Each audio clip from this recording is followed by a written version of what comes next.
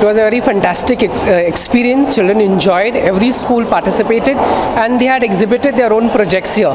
So the whole aim is to infuse the scientific experiments in them, and that's the reason why it was a great experience for them. So आज superstars आए बच्चों को Superstars, children were very excited. They were very happy to see, and they did all this acting, dancing done by him, very emotionally done. Children were very happy and enthused about it.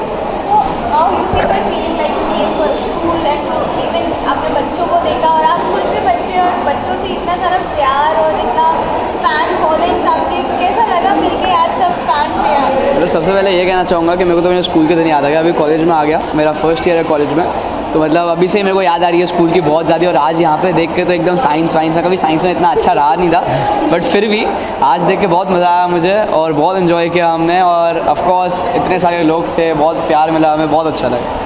तो आपको तो कैसे लगा कि वहाँ पे आके इतने सारे बच्चे उनके साथ इतने सारे फैंस से मिले आपको?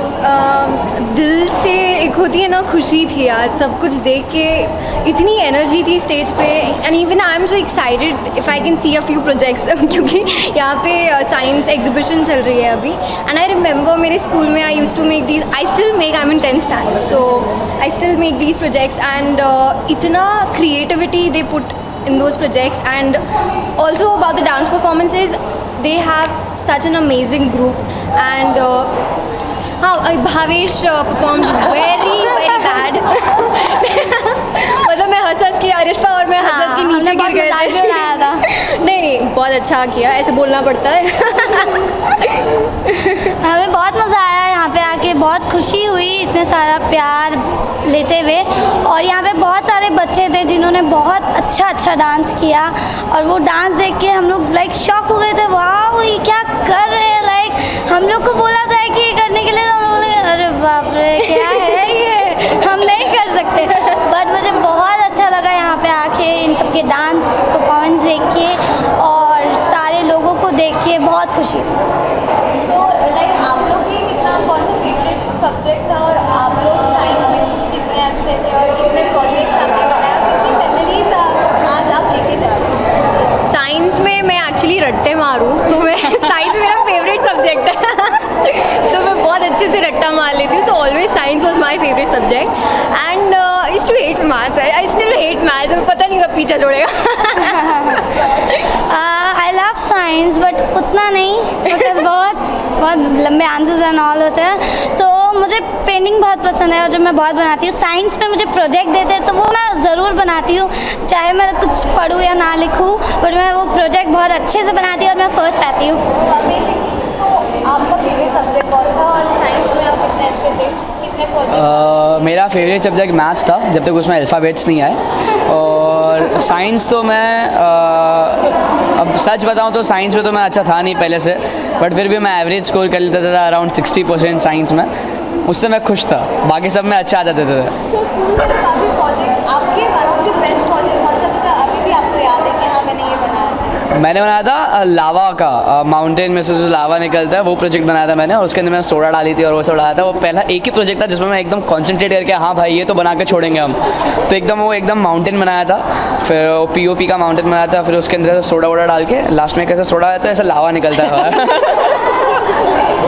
वो भी मैंने 10th स्टैंडर्ड में किया था इतना बड़ा होके. तो आप लोग के प्रोजेक्ट्स आपको याद है जो काफ़ी अभी तक आपकी यादों में और कितनी मेहनत करके आपने बनाया था? मैंने वो पोटैटो होता है ना, पोटैटो, उसमें वो ऐसा कुछ वार डाल के वो लाइट जलती है, वो कुछ तो वो मैंने बनाया था बहुत मेहनत करके, जो मेरा बहुत अच्छा प्रोजेक्ट था और मैं उसमें फर्स्ट भी आई थी. वो मेरा अभी तक का यादगार है. मैं ज़्यादा खुश नहीं होती थी साइंस प्रोजेक्ट्स को. I used to always take a holiday और समथिंग जब साइंस एग्जीबिशन रहती थी, और मैं कभी पार्ट नहीं लेती थी. I am so sorry. But science projects I didn't like ना. पीछे किताबों के जो रट्टा मार सकती हूँ वो हो जाएगा, सामने फेस नहीं कर सकती.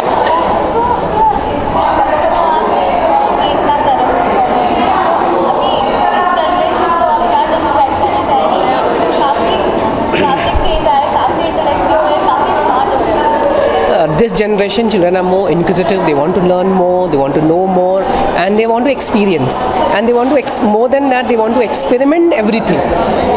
So lastly हम तीनों से जानना चाहेंगे आपके आने वाले एक जगह देखूँगा, आने वाला है प्रोजेक्ट, वो थोड़ा बड़ा प्रोजेक्ट है तो अभी डिस्क्लोज नहीं करूँगा, आपको जल्द पता चल जाएगा। So it's video call. You let it know. मेरी एक फिल्म आने वाली है साहिब बीवी और गैंगस्टर 3, जिसमें मैं बानी बनी हूँ। सो वो मार्च या अप्रैल में आएगी, सो ज़रूर देखिए। I just did 3 movies last year, so they're gonna release next year maybe. And one of them I really want to say is Bruni. It's a dog-based movie, animation है, so you'll really enjoy it. It'll be on theaters really soon. वो देखिएगा। और I just finished my show Chandranandini, so वो है। और उसके बाद 1-2 और प्रोजेक्ट्स हैं जो मैं आपको अपडेट करती रहूँगी। हाय। कैसा लगा कि प्यार से आपको फेलिसिटेट किया गया और बच्चों से भी मिले आप? बच्चों से मिलके सबसे पहले तो जैसे स्कूल के अंदर एंटर किया वैसे लगा कि हम वापस आ गए अपनी स्कूल में, अपने स्कूल डेज़ में, जब इतने थे, बस्ता लेकर के आते थे ऐसे 2 चोटी बना के। And it was amazing feeling to live again that the memories की जो हम लोग ने पहले कर चुके हैं। हम लोग को उस वक्त उसकी कीमत नहीं पता थी, अब पता चलती है कि काश हम फिर से बच्चे बन जाते। वो एक गाना भी था, काश हम ऐसे नन्हे मुन्ने से बच्चे होते फिर से। तो I really miss those days. So अब मैं यही कहती हूँ लोगों को कि प्लीज़ आप जो भी आप कर रहे हो उसको पूरी तरह जियो, because those days are not going to come back.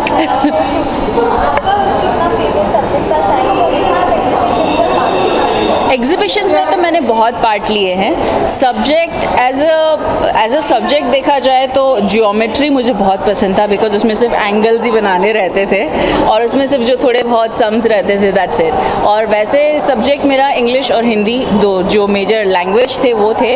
और जब हम लोग 10th स्टैंडर्ड में आए थे तब साइंस को 2 पार्ट में डिवाइड कर दिया था, bio physics and bio chemistry. I still remember bio chemistry में chapter number 25 was on cows and buffaloes. और वो मैंने पूरा रट्टा मारा था, बिकॉज मेजॉरिटी क्वेश्चंस उसमें आने वाले थे, कौन सी काउ कितना मिल्क देती है, कितना लीटर देती है, and so on and so fourth. तो टिल नाउ अभी तक मुझे वो याद है। और दूसरा फेवरेट सब्जेक्ट था civics. It's all about politics and parliaments and ये वो, तो उस वक्त समझ में नहीं आता था, हाँ रट्टा मार लिया। अब कोई पूछे कि उस वक्त का कौन सा सवाल था, अरे क्या था यार, अभी तो पॉलिटिक्स इतना चेंज हो चुका है कि कुछ समझ में नहीं आता है, कहाँ से कौन सा क्या कनेक्शन है, कुछ नहीं आता है। पहले एक स्टेप बाय स्टेप बताया गया था, अब नहीं आता है।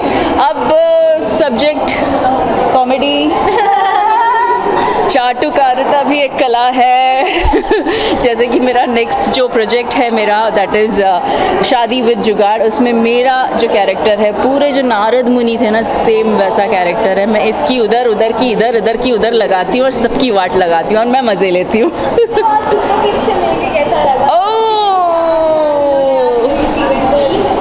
4 चांद क्या, मेरे ख्याल से तो आई थिंक जितने स्टार्स ऊपर हैं उतने स्टार्स यहाँ नीचे लगा दिए हैं। They are amazing kid. आजकल की generation, they are born with intelligent and I must say that बहुत अच्छा लगता है इन लोग को देख कर कि यार इन लोग को अभी से इतना कुछ सीख कर के आए हैं। हम लोग इतने थे तो कुछ भी नहीं आता था, ऐसे बहते रहते थे नाक और ऐसे रुमाल लटका के हम लोग चले जाते थे। Exactly, that's what our generation was. This is how our generation was. मेरे ख्याल से 12th स्टैंडर्ड में आने के बाद पता चला कि मोबाइल फ़ोन कुछ होता है। और हम लोग ने फर्स्ट फ़ोन लिया था ऐसा लंबा सा नोकिया वाला, ऐसा एंटीना बाहर निकाल के बात करने वाला। तो हम लोग ने वो पूरा बढ़ाव देखा है। But you have been blessed with things like mobile phone तुरंत सब कुछ तुरंत, and we have struggled, so we know the value of it and you don't know the value of it.